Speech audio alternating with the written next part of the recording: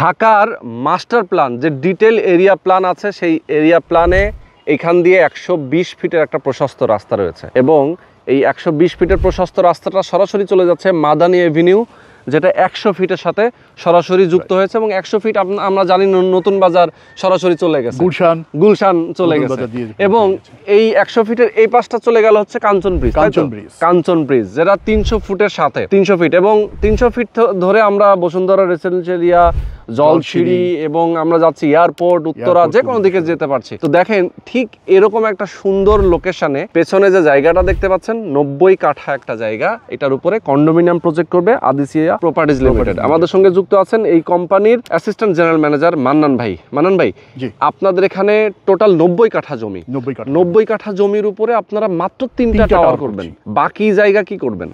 বাকি জায়গাটা হচ্ছে 60% আমরা ওপেন স্পেস রেখেছি।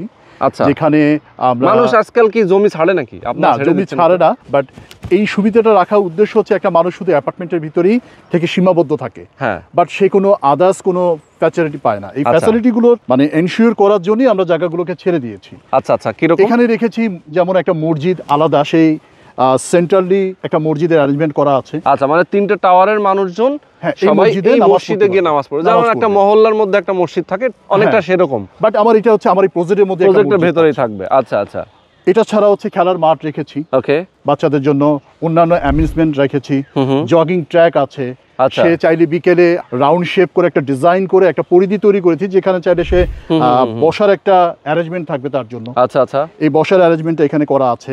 এবং এই যে খোলামেলা জায়গাটা সে বিকেলে বা সকালে নিজের মন মতো করে উপভোগ করতে পারবে। আচ্ছা আচ্ছা, সে শুধুমাত্র যে আমার ফ্ল্যাটের মধ্যেই আসলে ঘুমালো থাকলো এরকম না, সে ওপেন স্পেস পাচ্ছে, একটা বিল্ডিং এর একটা কমিউনিটির মধ্যে নিজের যেন হাঁটা চলার জন্য একটা সুন্দর জায়গা পায়, বাচ্চাকে যেন খেলতে নিয়ে যেতে পারে, মানে এক কথায় সকল সুযোগ সুবিধা রয়েছে। আর এই প্রজেক্টের আশেপাশেও তো আমি জানি যে অনেক দারুণ দারুণ কিছু ইনস্টিটিউশন রয়েছে, যেমন নর্থ সাউথ ইউনিভার্সিটির একটা পার্মানেন্ট ক্যাম্পাস আছে এটার পাশে, এবং কাছাকাছি কিন্তু ঢাকা ইউনিভার্সিটির একটা ক্যাম্পাস আছে। হ্যাঁ হ্যাঁ, যেটা হচ্ছে আপনার যে 300 ফিট পূর্বাঞ্চলের সংলগ্ন।